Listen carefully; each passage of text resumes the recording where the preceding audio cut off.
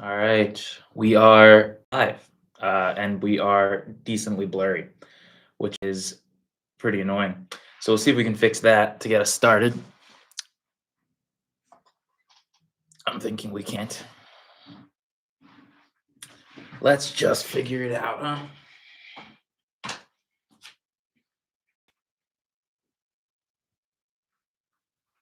All right, that's what we got. All right, guys, what's up? My name's Rob. I'm in recovery from a gambling addiction, and I made my last bet November the 12th of 2022. If you have any questions about gambling, gambling addiction, addiction recovery, let me know. I'm here for the next hour or so answering the questions that you got. We've got a new studio design over here. I think it looks good when it's not friggin' blurry, but life is what it is, right? We just got to keep it rolling, and hopefully the blur doesn't give you any problems in what I'm saying today. So I made my last bet November the 12th, 2022. Since then, I've made it my mission to come online, talk about what I went through, but also share other people's stories because I want people to know that if you're struggling with gambling, you're absolutely not alone. Can everyone hear me okay? Let me know in the chat. Leave a like on this video if you can hear me. That would be a cool thing. But let's see. Let's take some questions and see how we do. Thanks for the love, Jovis. Thanks to you, Amit, as well. Thank you guys for being here. Let's see. Currently 15. Started when you were 13. You recently quit after making and losing a lot of money, and in 4 days, it's going to be 2 months clean. That's awesome, Clips. Congratulations. Yeah, the unfortunate reality is with like the early wins, they convince you that you're just going to keep winning. So when you had that early win, you're probably like, damn, that was easy. Like, let me just kind of keep doing that over and over again and see how rich I can get, kind of thing. I know that feeling. And eventually it just happened to maybe happen very quickly for you. The losses really start to catch up. So I know that exact feeling. But guys, if you're here, let me know what's on your mind. Hit me up in the comments or the live chat, whatever it might be called. Who the hell knows anymore? And let's just talk. Let me know what you think of the new studio design. Let me see. How many loans did you take out during the time you were gambling? I did all of my borrowing from friends and family and then credit cards. So it was never like a formal loan, I guess you would say. It was more owing money to my family and friends, and then owing on like high interest debt from credit cards. So never like a formal like loan officer signing off on anything like that for me. Let's see. How much money did you lose? I'm going to get this question a lot, guys, and I never answer the question. Let me tell you why. So, if I tell you the amount of money that I lost gambling, and you're someone in this chat who might have a problem, if the money that I lost, the amount is higher than what you lost, you know what you're going to tell yourself? You're going to say, I'm not addicted to gambling. Rob is addicted to gambling. So, I can keep going until I get that bad. And so I definitely don't like to share the number because it doesn't really add any value. But what I like to tell people is, over the 6 years, I was gambling pretty much every day for like 8 hours a day. I went into debt 6 times to the point where it was significant enough that I had to work 2 jobs to pay it off. And during those like initial periods of like the first month each time, like I couldn't even afford to gamble, which was crazy because all my money went to gambling. Like I had such a negative into the debt that I couldn't even afford to try to bet my way out of it. Let's see. Currently struggling with gambling. Welcome to the spots, guys. My name's Rob, and I'm in recovery. I made my last bet November the 12th, 2022. On this channel and in the description of this YouTube video, there's a video called How to Stop Gambling, A Complete Guide to Quit. It's what I put together. I sat down for like an hour. My girlfriend made the slides. They came out all right. They came out pretty good.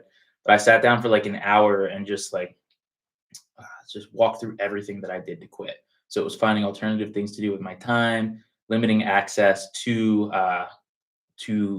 money that would have tempted me to gamble by having someone control my bank account, self-excluding from the casinos to make it more difficult to gamble, and then going to support group meetings. But there was lots of challenges that came up along the way, urges, temptations. I talk about all that stuff in the video, but happy to answer any questions you guys have today about gambling, gambling addiction, addiction recovery. And if you want to quit, you're absolutely in the right spot. You guys like the new design? I appreciate it. It came out really good. The only problem is that the camera is now just far enough away from me that I'm struggling to get it to be like crystal clear, but we'll take care of that another day. So the further back that I sit right now, the clearer the image is for some reason, which is annoying because the microphone's over there. But so hopefully you guys can hear me okay, and we're just gonna keep it rolling. Let's see. Let's see. Thanks for the motivation to quit. Yeah, of course, guys. I mean, I'm just here sharing my story. If it helps you to make a decision that's going to benefit you, that's awesome. Definitely not here, which is surprising probably to a lot of people. I'm definitely not here to tell you to quit gambling because if I tell you that, then like you're just gonna blame me. You're gonna be like, "Wow, I would have won this game, that game. It would have turned out great if I didn't listen to Rob, that loser on the internet, right?" So instead, I like just kind of show you the reality. That's my hope. And if that leads you to make a decision like leaving gambling in the past, like that's great. If it doesn't, it doesn't. But in the beginning, when I was making content, I was like, I was, like, basically saying, like, "You shouldn't gamble. Gambling is bad," and then instantly, like, 1,000, like, trolls were just like, "You suck at gambling. Why would I listen to you?" kinda thing. So, I just, uh, I just do my best. Would you say you are recovered? This is like what's the right way of saying it? At this point in my life, gambling doesn't impact me. I make content about gambling, so I talk about it a lot, but other than making the content, it really doesn't come up for me. With that being said, I couldn't go back to a casino right now and gamble normally or in control, right? Or responsibly, whatever the hell that means.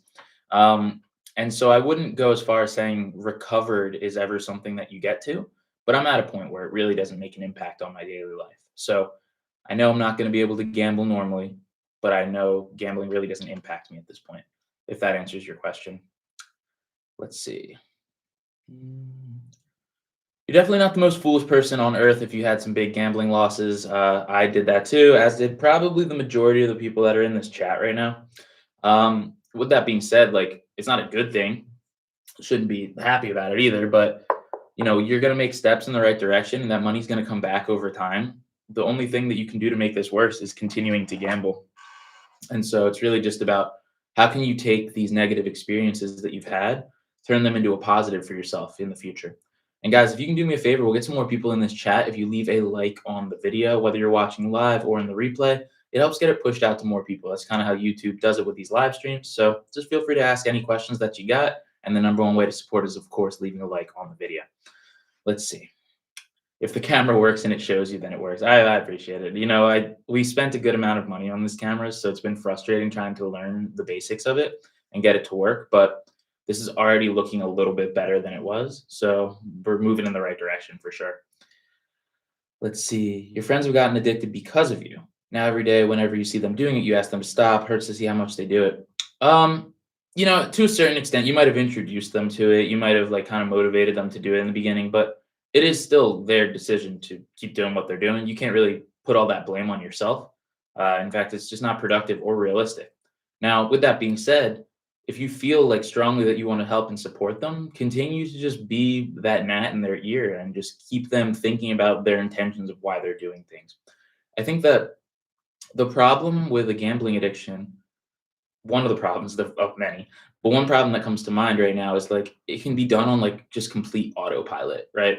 Like with the fact that you can do it from anywhere at any time, you can basically get into like a muscle memory habit of just opening up your phone and starting to gamble every single day.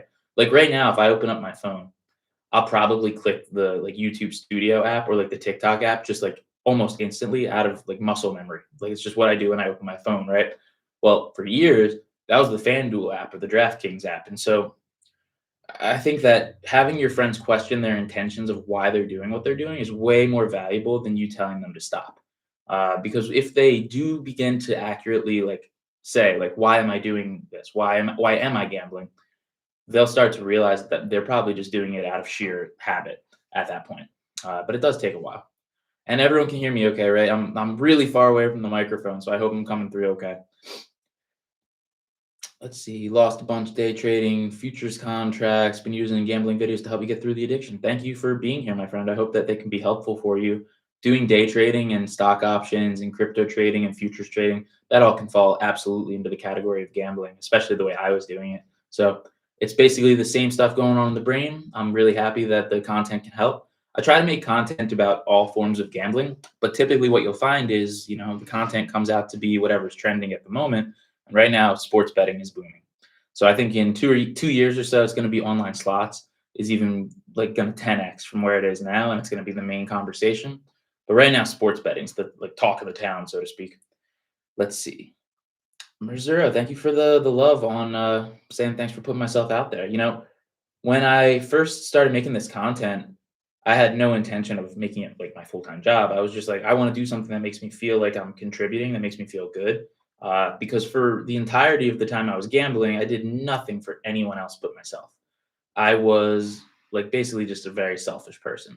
And by the time that I entered like the recovery process, I wanted to do something that made me feel like I was giving back, made me feel like what I was doing was going to help someone else. And it sounds kind of corny, but I really started just making the videos because I was at like a Gamblers Anonymous group and I was talking to a guy, or just after a group, I had called a guy and was talking to him about his life. And I was like, dude, you don't want to do what I just did. I just went and relapsed last week. Like, don't do that.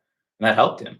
And he came back in and he's gotten himself into a good spot now. And I was just like, damn, like, if I just tell people what happened to me, that might help them not do the same thing. So that was like it was just a really good feeling. And thank you for being here and supporting. Side note: no matter if I become a multi-billionaire at any point in my life, I'm always gonna have Dunkin' coffee. I don't need that fancy beans. I need that Dunkin' coffee. So if you're working at Dunkin', pass along my information. Would love to have a big Dunkin' sign right here sponsoring the channel. Let's see. Patricia asked, "How did you stop?"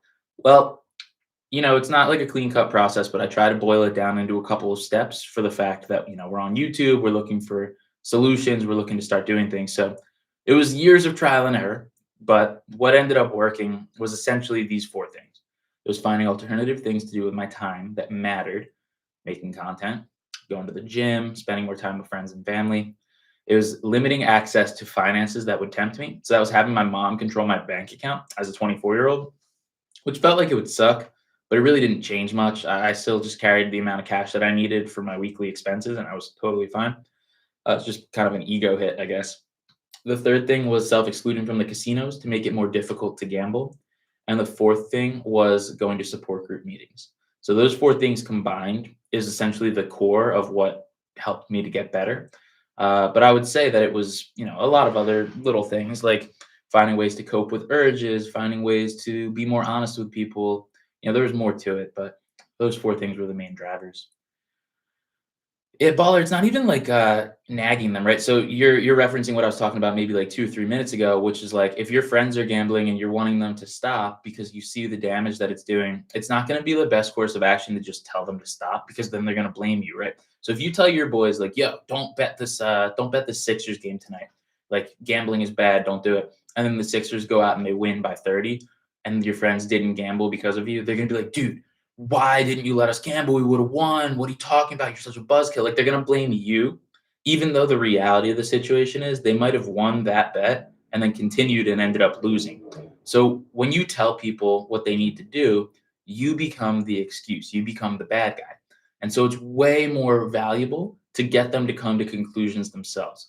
I think it's a teaching method that law schools use a lot called the Socratic teaching method. That's what Socrates, I guess, did in ancient Greece, which is basically asking them questions and leading them to their own conclusions rather than you giving them the conclusion. So instead of saying, "Bro, you need to stop gambling," you would say, "Hey, like, I see you're gambling. Like, what's that doing for you? Like, what are you getting out of it?" They'll be like, "Oh, it's exciting. I want to get rich." And then you'll be like, "Oh, well, how much have you won so far?" They'll be like, "Oh, I'm down a couple $100." You'll be like, "Oh, okay. Well, are you at least having fun?" They're like, "Well, I was, but now that you say that, it's actually becoming a lot less fun, and I'm kinda getting, like, a little anxious over it." You're like, "Oh, okay, well, if you're not making money and you're getting anxious when you gamble, like, what are you getting out of it?" And if they're honest, they're gonna be like, "Oh, nothing, I guess." Like, that you're right, "What am I doing?" kinda thing. And that's, like, a really simplified version. I'm sure it doesn't go that cleanly, but that's the goal, right? It's like making people realize that what they're doing is just being done out of sheer habit or delusion. And this is again for people that are like getting addicted to gambling. This isn't the guy that's making one bet to make the Sixers game once a month more fun, right? It's much different. What is the alternative for gambling? I don't know what to do. So, Wolverine, here's the honest truth. No matter what you do, if you're addicted to gambling, no matter what you do other than gambling, it's not going to feel as exciting. That's because gambling has hijacked your brain. It has convinced you that you need to gamble to feel good, to feel excitement, to feel happiness. That's not true, but that's what your brain thinks because you're used to this insane hit of dopamine and thrill and risk, right? Adrenaline. So It's not about finding something that makes you feel as good as gambling, because you'll probably just get addicted to that, like drinking or drugs. What it's about is finding a way to fill your time in a productive way that makes you feel like you're making progress in life. So you're not going to get that just like that thrill, right? From going on a walk or going to the gym.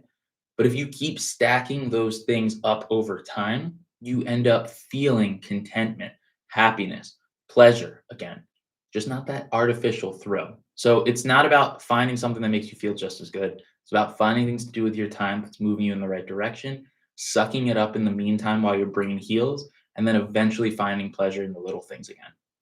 And that's just the unfortunate truth, right? I wish I could just tell you, yeah, dude, just fucking shoot up some Ozempic and then you're gonna be like cured. Like it's just not how it works, right? It's really just about filling that time. All right. So if you're here, do me a favor. You're at that 16-minute mark of this live. I want you to leave a like on the video if you're enjoying what we're talking about and you haven't left one yet. It'll help get some more people in here and get this pushed out across YouTube so that we can get more questions rolling in. Now let's see. The loosening of gambling laws in America over the last 10 years is like watching a disaster unfold in slow motion. I would say it's worse than that. It's not happening in slow motion. It's happening very, very quickly. It's almost like every single week that there's some state debating whether or not to legalize some kind of form of gambling. As of this live, as of what's happening right now, they're debating iGaming, they call it, in Ohio, which I think is a really stupid term. And it's one that like the casino industry really loves because when you hear iGaming, that sounds pretty cute, right? Like, oh yeah, that's the no problem. I love games. It's like a little bit of a board game, or maybe it's a video game. Like it's real fun.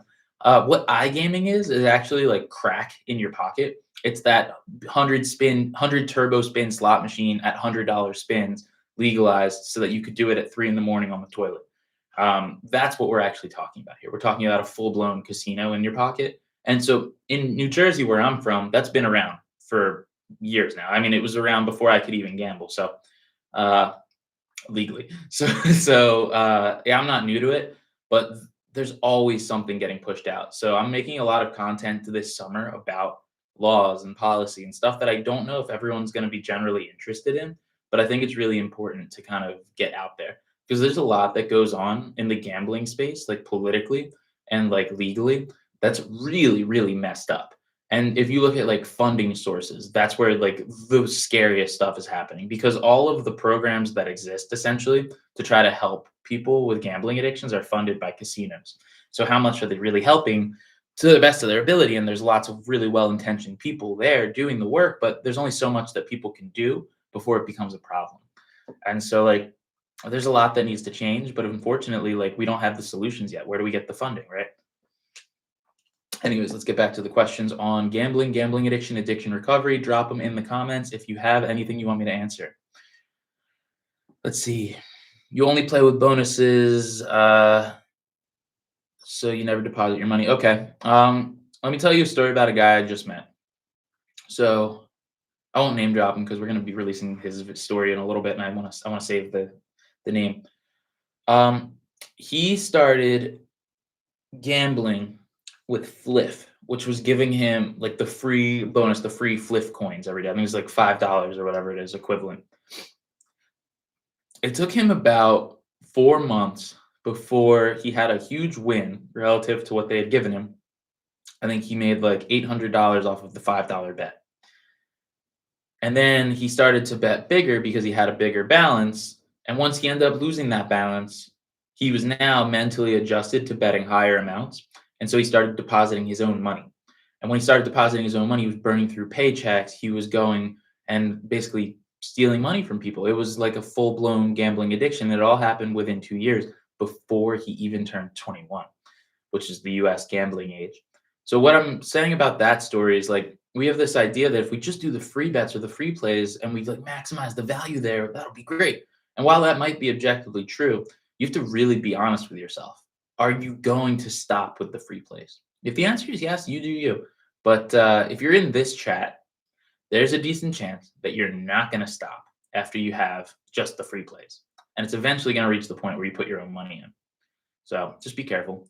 Let's see. Lachero asked a while ago, if a friend asks you to go to a casino, would you go and watch or just say no? I would just say no. What's the point? I don't really get anything out of being there. In fact, if you're not a gambler, most casinos are a pretty sad place. It's just a lot of people glued to screens or to tables chasing after money that they're not supposed to win.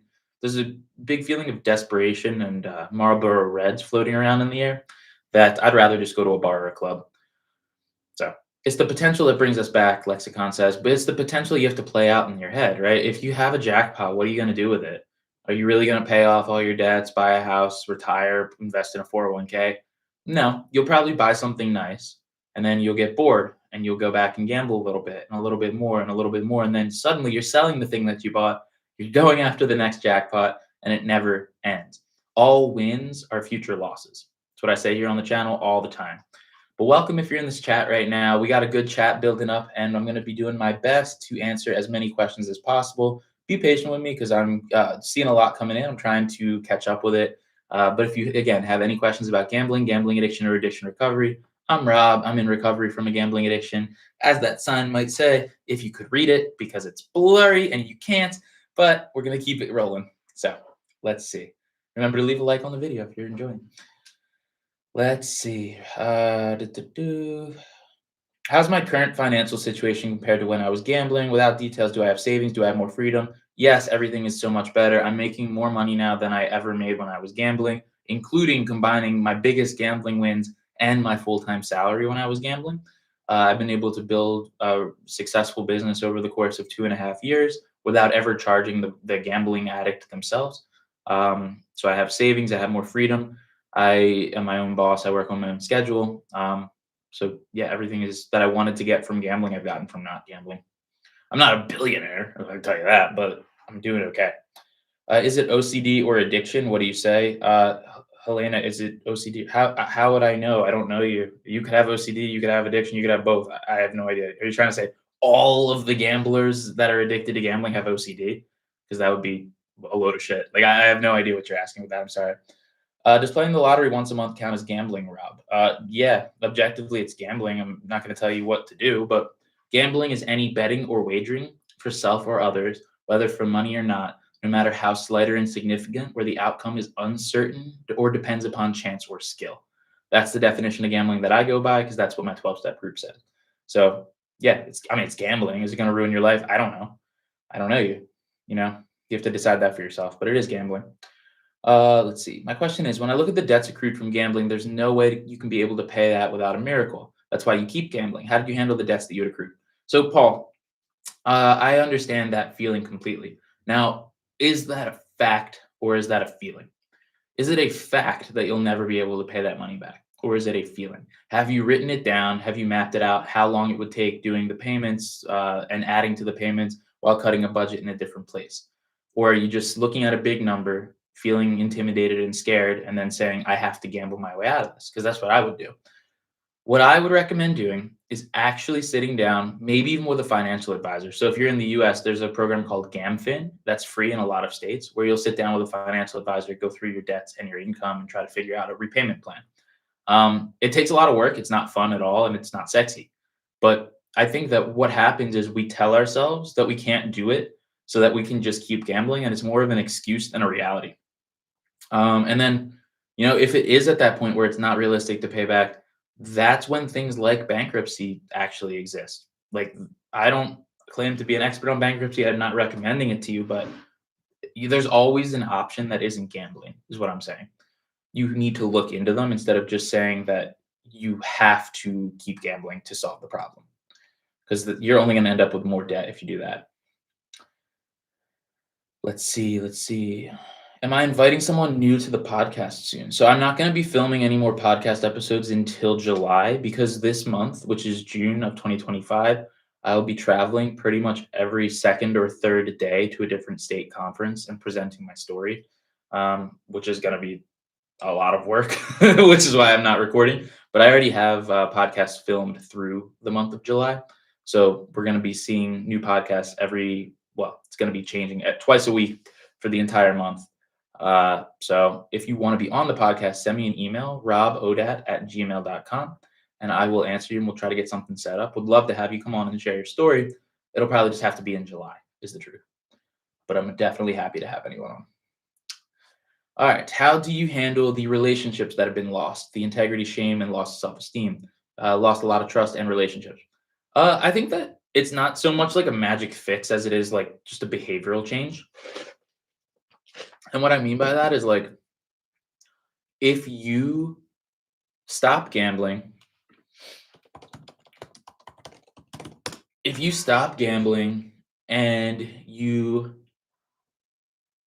where I lost my train of thought. If you stop gambling and you start doing the right things, you start being honest with people, you start telling the truth, paying back debts, you're working hard, you are not gambling, you will naturally rebuild trust with many people.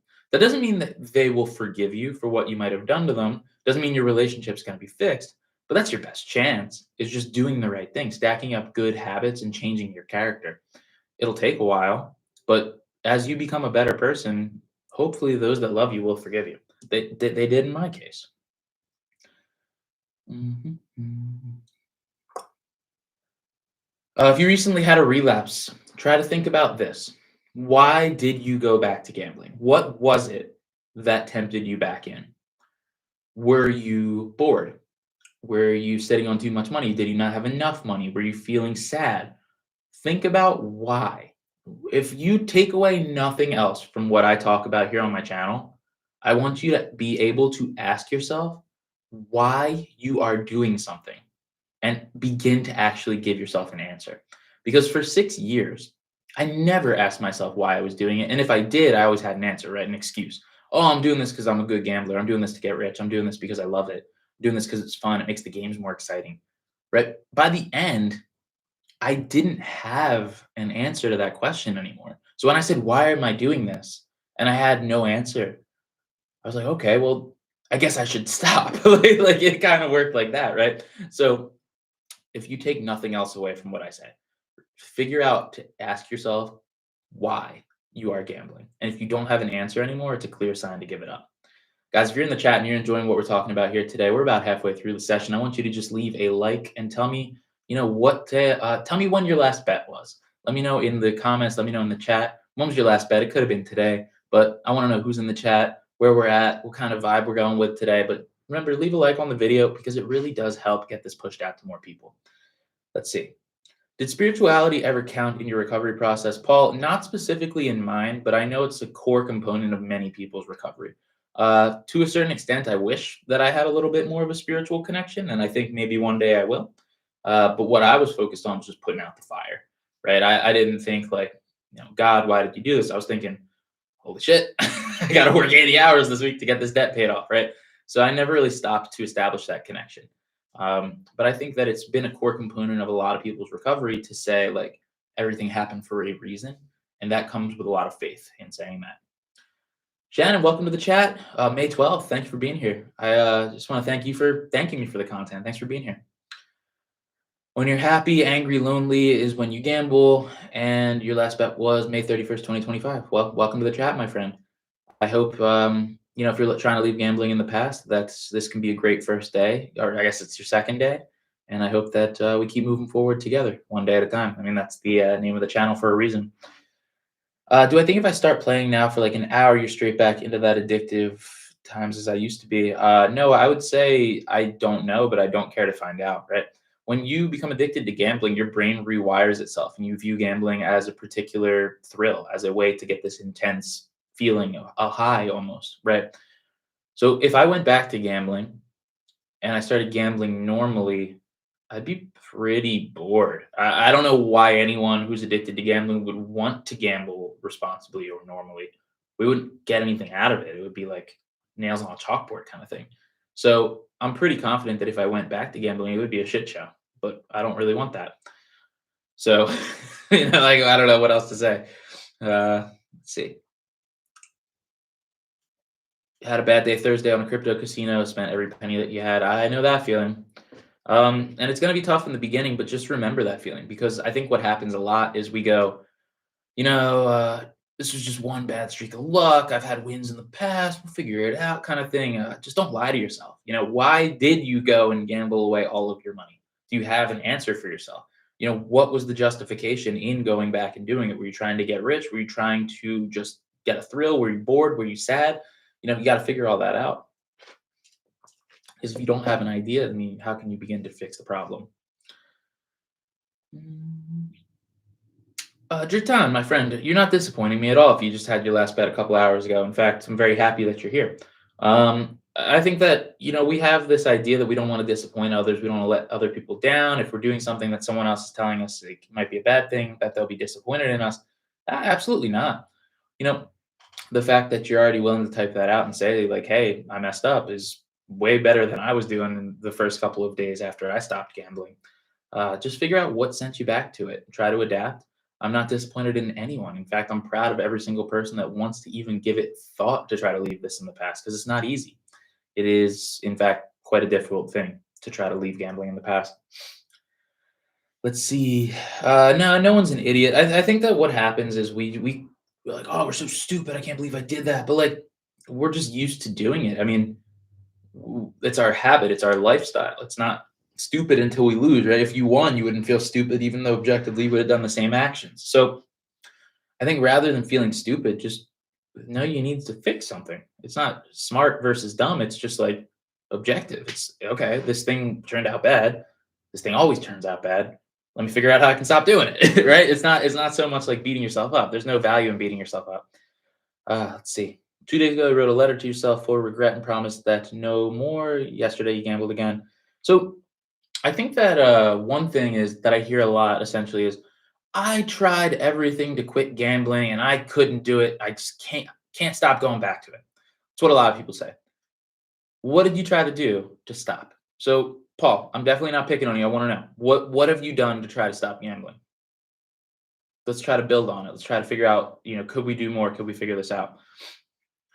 Am I competitive? Oh, as a competitive person, you don't like the fact that the bookies have your money. That's why you go in and try to beat them. Well, they're going to beat you. The odds are designed against you. So you can be competitive all you want. They would love if you're competitive because they're going to run you into the ground. If you want to be competitive, don't let them get another one of your dollars and say, I'm not going back to that. 27 days, 8 hours clean. Let's go. That's congratulations, my friend. Let's see. What can you expect going forward? More temptations, more urges, but better days each and every day. Just got to keep sticking to the plan and keep moving forward.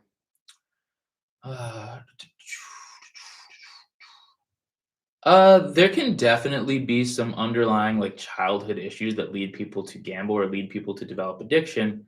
I didn't have that actually myself. My gambling kind of stemmed from a seeming lack of purpose as I got older. So once kind of stopped being on this predestined track of, study, join this club, apply for this school, get this job, like the whole time it felt like I was on like a track that wasn't mine. And so I gambled to try to create my own life and be my own person and feel like I was successful.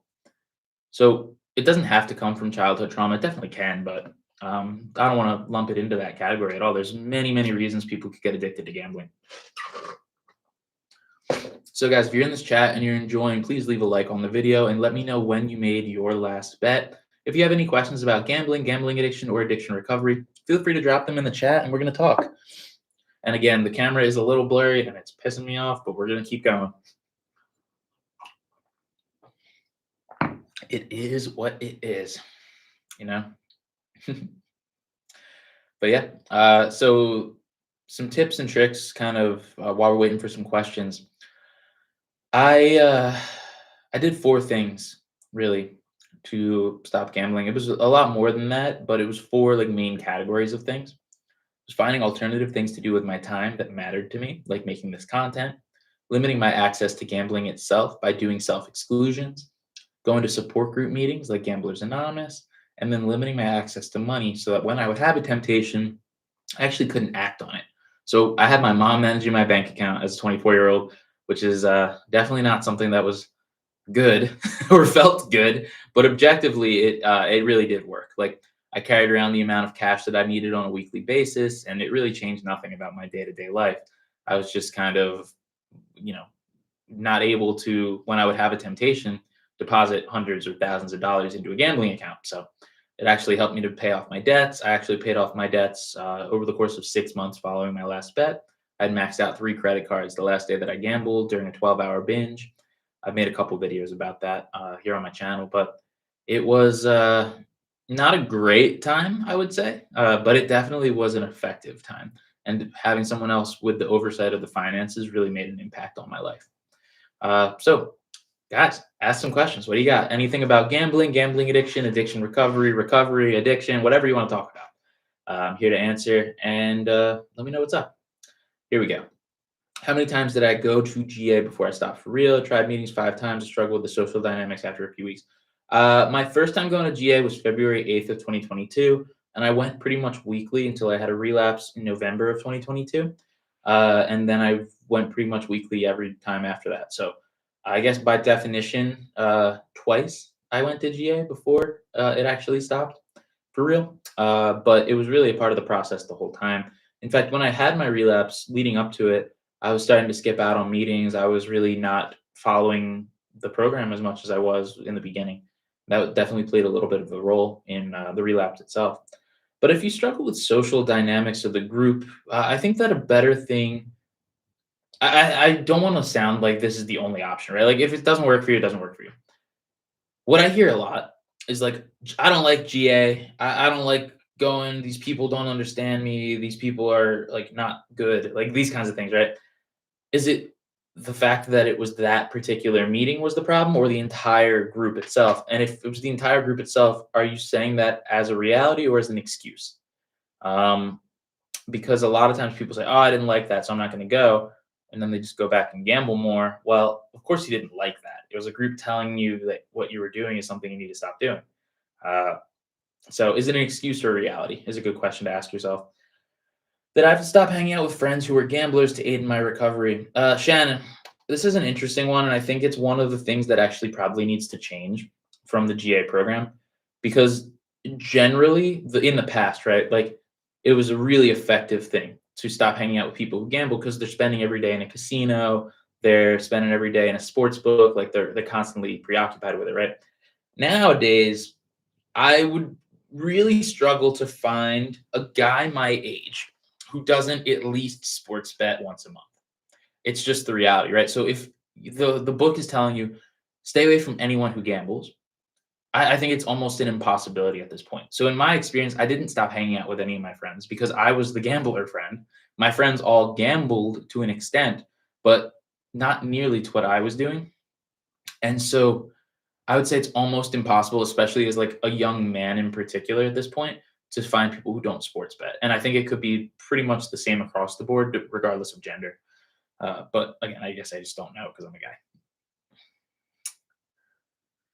Hope you can get to my place for your 2 years clean. You will. I mean, the only difference between where I'm at and you are is 2 years. Just keep doing the right thing and keep living your life. Time passes either way. Do you think one can recover by personally putting measures in place to stop, or you definitely have to go to GAs and other support groups? Great question, Paul. Do you need support groups? Do you need accountability? I think everyone's an individual, unique person. And depending on your personality type, maybe you don't need anyone else holding you accountable. For me, I'm the kind of person that would say, like, all right, I'm never gambling again. But by 2 days later, I'm talking myself into it. Now, if I don't have a group that's keeping me accountable, no one's going to know that I gambled. And so I can just keep making excuses and going back. So I think that the reality is having a group, having a support group like that is incredibly valuable for keeping you on the right path. And it's something that I needed in my recovery. Does that mean everyone needs it? No, I think that's an absurd thing to say. I think it makes it a hell of a lot easier. A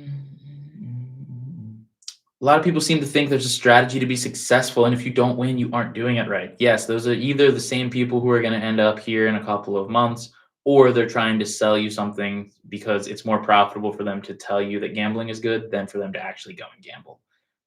Right now, we see tons of people talking about their big wins, their strategies, their systems, and then oh yeah, you can have it for 4 easy Klarna payments of 99.99. Right? It's like, why does someone need to sell it if they're so good at it?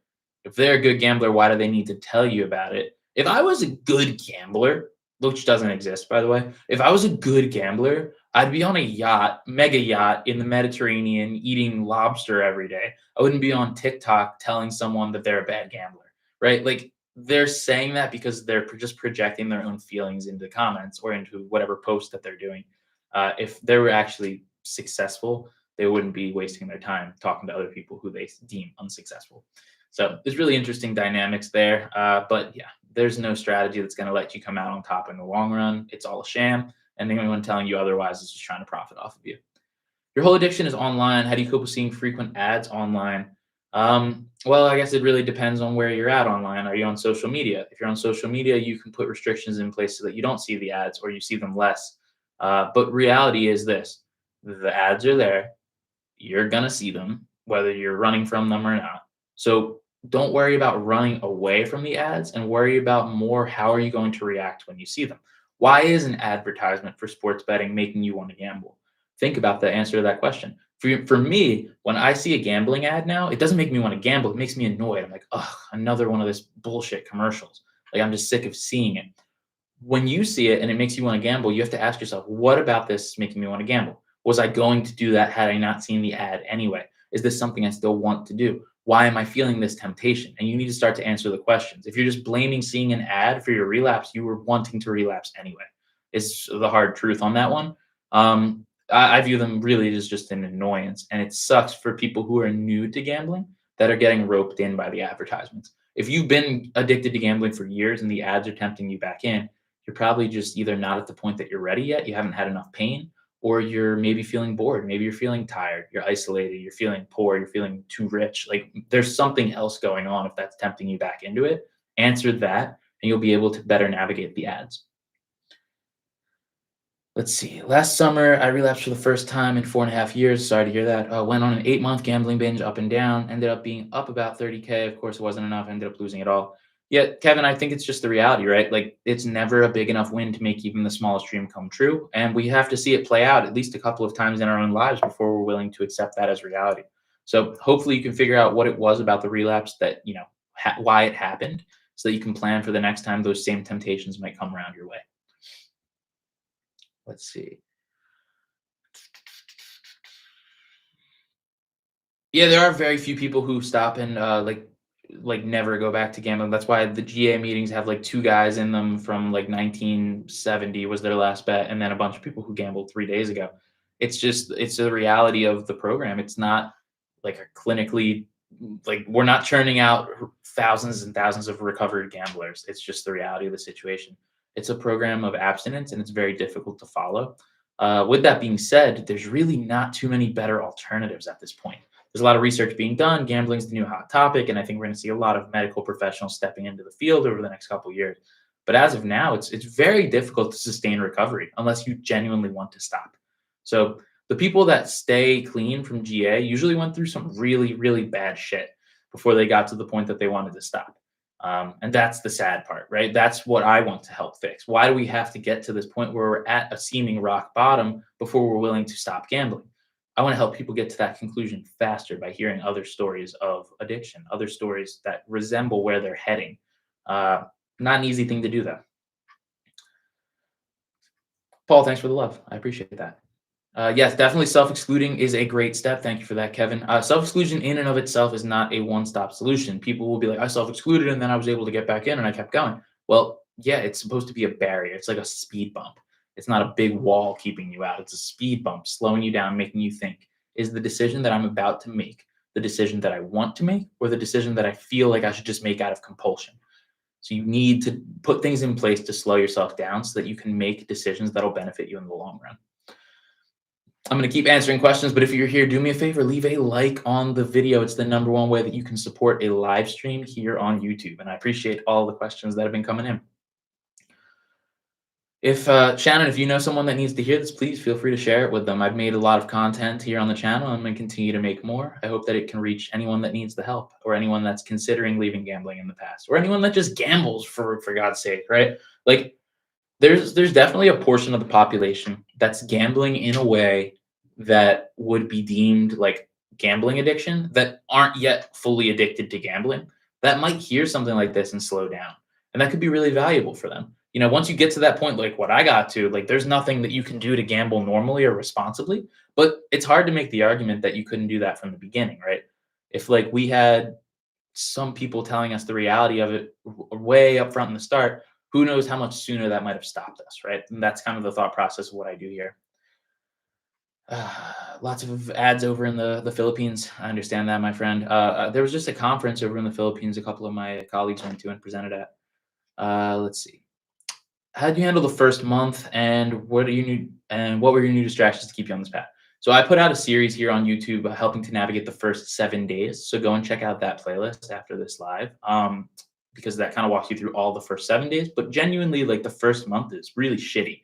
And there's no easy way to say that, right? It's a lot of feeling of regret, feeling of boredom. You're working a lot. You're paying off debts. It's feeling too slow. So the first month is a lot of like mental self-talk, like, keep going, bro. Keep doing this. Let's keep going. Even though it doesn't feel good, I know I need to keep doing this. I know what the path is that's been put ahead of me to begin my recovery. So how did I handle the first month? I worked 80 hours a week. My new distractions were working 80 hours a week, and I was miserable. Then as time went on, I began to find things that actually made me feel good, that were still filling my time. And that's why we're talking to each other today, 2.5 years later, is because I found content creation as something that made a difference in my life. But for you, it's really just push through the really shitty time, because it's going to happen. And then start to find things that make you feel good, that make you feel productive, that make you feel happy. You're not going to feel thrill, but you're going to feel happy. And that's the point in which your recovery really begins. Did I lose a girlfriend or a major relationship? Yes, I did. I would say it was like a mixed bag of like the cause of losing it, because there was definitely a lot of other things wrong with that relationship. But I definitely lost one during the course of my gambling. Lost two, basically. For me, it wasn't so much that they were like, "You're a gambler," or I didn't take any money off of them that they didn't know about. It was like, when I was gambling, I was not a good person. I was not very present. I didn't care about what anyone else was talking about or was going through. I just wanted to get my big win. I wanted to feel like a success. And that came as the priority above everyone else. So that's really why the relationship was lost in my case. Was I able to recover it? No, no, but I'm glad, because now I have a new relationship and I'm very happy. Everything happens for a reason, is what I would say. Let's see. First of all, thank you for keeping this channel up, saving lives. Oh, thanks. I appreciate that. How did you replace the absence of dopamine rush once you quit gambling? Kenny, you do not replace it. That's the hardest. That's the hardest part about the recovery process. Because if you replace it, be realistic. Like, what replaces the dopamine rush that you would get from gambling? Maybe getting hammered 7 days a week, maybe getting high 7 days a week. You're just going to get addicted to whatever the replacement is, right? Like, it's not going to actually get better. You're just going to replace it with a different addiction. So rather than trying to replicate that thrill or replicate that adrenaline, dopamine, it's about becoming content and allowing your brain to heal, which is why it's so hard to stop gambling, because there's not like a magic pill. There's not a magic fix. It's, I have to live my life a little bit sad for a little bit of time and gradually grow happier as I become healthier. That doesn't sound fun at all. It's not fast, right? It's really not a sexy sell at all. Oh yeah, just stop doing the thing that you love to do and just be bored and sad. Unfortunately, that's how you get better. As you stay away from gambling, your brain begins to heal itself, because as you get addicted to gambling, your brain actually rewires itself to get only the dopamine thrill from gambling. So everything else becomes boring, subpar, suboptimal. And gambling is what gives you that rush. So it sucks. It genuinely sucks. But there's no like firm replacement. But as your brain does begin to heal, you do find joy in the little things again. There's pleasure in life. You just have to take that time away, which is what makes this so difficult. The cure for gambling urges is not gambling, which is a cyclical cycle where you end up having the temptation to relapse. Truth. Yeah, Paul, also to your previous comment, happy that you're still here, my friend. There's never a reason to take your own life. There's always a way out of this situation by working hard, seeing things planned. moving forward. And I know it can feel overwhelming. Gambling addiction has the highest rate of unaliving out of any addictive process. Uh, so I think it's 1 in 5 gambling addicts will attempt or consider ending their own life as a result of their addiction. And it's because, like, with alcoholism, for example, right? You could be in horrible shape, your body could be deteriorating, but if you stop drinking and don't drink again, which again is not easy, but say you do that, your body begins to heal. You begin to put your life back together. Every single day, you're getting better, right? You're detoxing, you're moving forward. With gambling, your brain can detox. You can begin to build healthier patterns in life. You can begin to feel better, but you might have like 6 years of debt sitting in front of you. And that's why it makes it so like a feeling of despair when you try to begin a process of recovery in gambling, which is why it's so important that you know what the process is going to entail. Because if you don't sit down and understand your balance sheet, if you don't sit down and understand how long it's going to take to rebuild financially, it just feels like it's never going to get better. And that feeling can lead you to continuing to do it more. And gambling is the only addiction where you can consider going back and having that solve all the problems, right? Like, if again, going back to alcoholism, if you go out and buy a handle of vodka and you drink that thing, you might, as an alcoholic, really enjoy the process, but you're not going to have the thought of drinking this is going to solve all my problems in life, realistically, forever, right?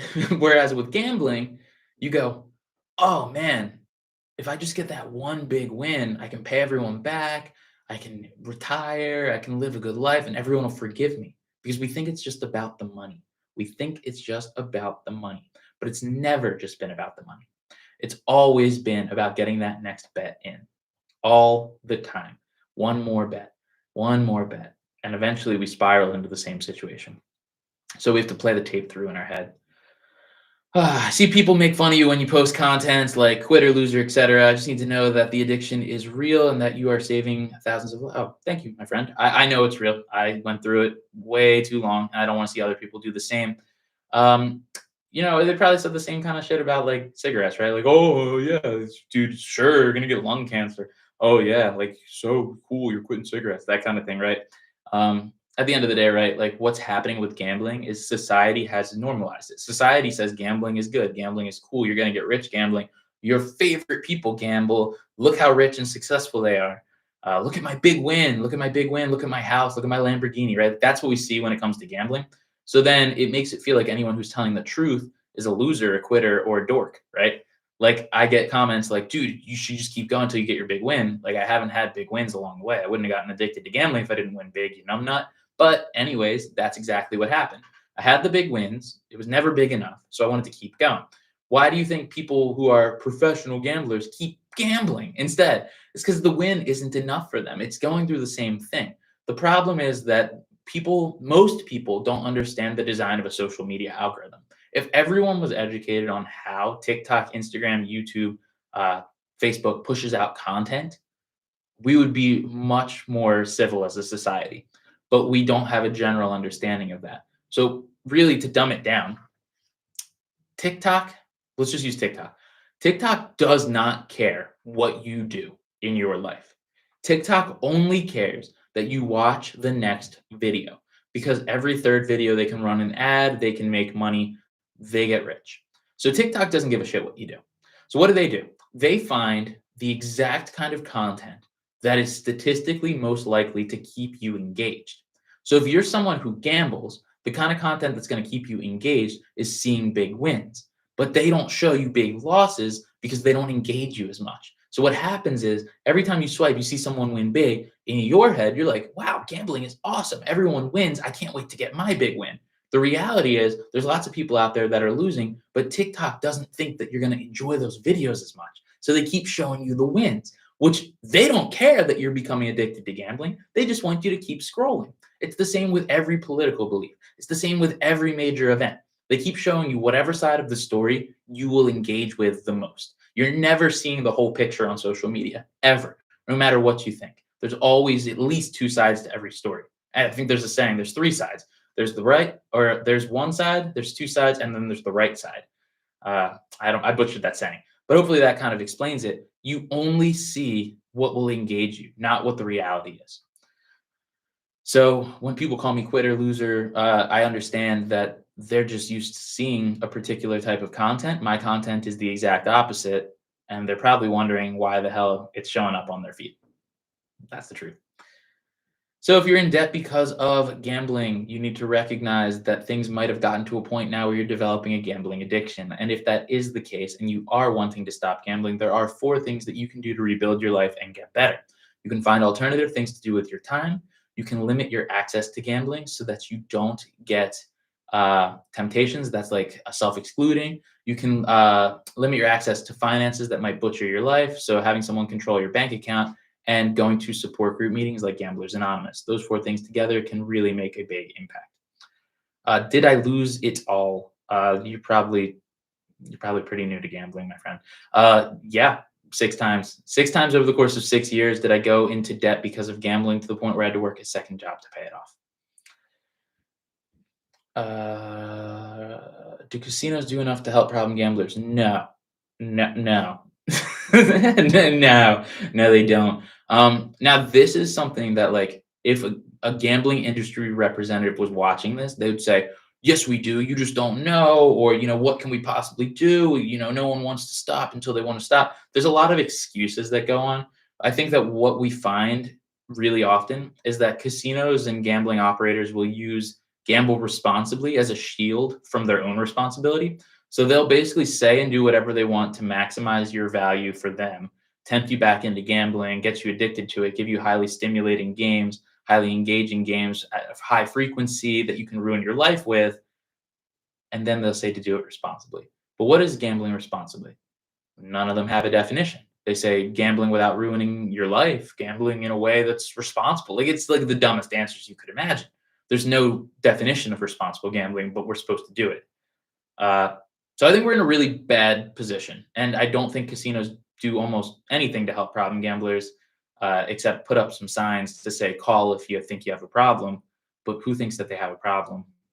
And then there's some casinos that train their employees to recognize signs of problem gambling, but what's their real incentive, right? What do they get? They don't get a bonus for referring a problem gambler to a self-exclusion resource. They get tips if the problem gambler keeps gambling. So it's like we can train people, we can tell people here are the signs, here's what to look out for, but why would they? Right? There's no financial incentive to being a good person, unfortunately. What was the hardest days for me during recovery? The hardest days during recovery are the days that I was feeling stagnation, and it still is. Like the days that I feel like I'm not making progress. I've replaced gambling with a consistent desire to keep making progress in life and keep moving forward. Sometimes I don't know where I'm going. And the days that it doesn't feel like I'm going anywhere are the days that I'm, feeling down, I'm feeling depressed, I'm feeling behind. That doesn't mean that I'm feeling tempted to gamble. It just means that gambling in the past would have been the solution for those feelings.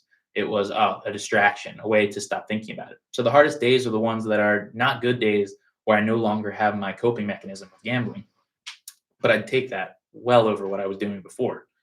Absolutely. Would I personally ever visit Las Vegas as a non-gambler? Brandon, I'm going to Las Vegas in 2 weeks.